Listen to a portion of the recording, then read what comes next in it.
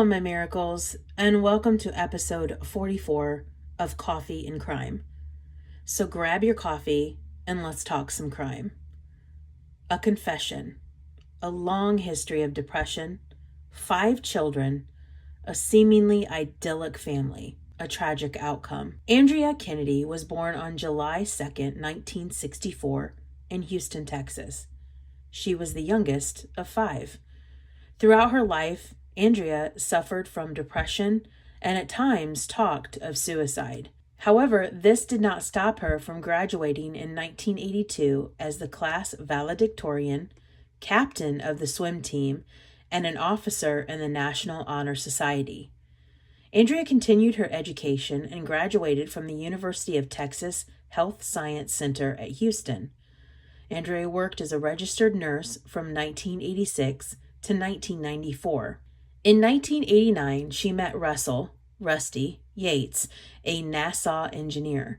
They soon moved in together and married on April 17, 1993. Due to their devout evangelical Christianity, the couple announced they would seek to have as many babies as nature allowed. Noah was born on February 26, 1994.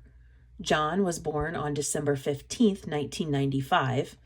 Paul was born on September 13, 1997. Luke was born on February 15, 1999.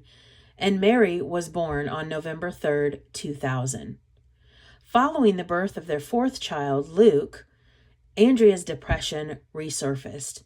On June 17, 1999, Andrea attempted suicide by overdosing on pills, which led to her being hospitalized. After another suicide attempt, she was prescribed Haldol, an antipsychotic drug. Andrea immediately improved. However, in July 1999, Andrea had a nervous breakdown, which led to 2 more suicide attempts and 2 hospitalizations. At that time, she was diagnosed with postpartum psychosis. Andrea and Rusty were urged not to have any more children, as it would guarantee future psychotic depression. Not listening to a doctor's advice, they had their last baby, a baby girl named Mary.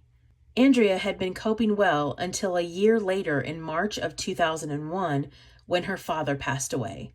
She stopped taking her medications, began mutilating herself, and read the Bible compulsively. More hospitalizations, and on May 3rd, 2001, a horrific act occurred by a mother. In the Houston suburb of Clear Lake City, at 942 Beachcomber Lane, Andrea was left alone for 1 hour, which was not advised by her doctor. She filled the bathtub and proceeded to drown Paul, age 3, then Luke, age 2, then John, age 5, then Mary, only 6 months old, whom she left floating in the tub. Noah, her firstborn, age 7, came into the bathroom and asked what was wrong with Mary. He then ran, but Andrea caught him and drowned him as well. Leaving Noah in the bathtub, Andrea placed all 4 children in bed, laying Mary in John's arms. She then called the police, refusing to say why they needed to come to the house. Then she called Rusty, her husband, and told him to come home right away. Andrea confessed to the murders and was found not guilty by reason of insanity. She now lives in a secure mental facility in Kerrville, Texas. The biggest question in my mind has always been, why, knowing her postpartum depression and suicide attempts, was she still having children? Why did her husband let this go on?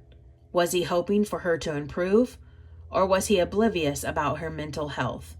I'm unsure if we will ever know how the mind truly works, but this is a crime of ultimate sadness. These innocent children were killed by the person, the mother, who should have protected them from everyone else. Thank you for listening to episode 44 of Coffee and Crime.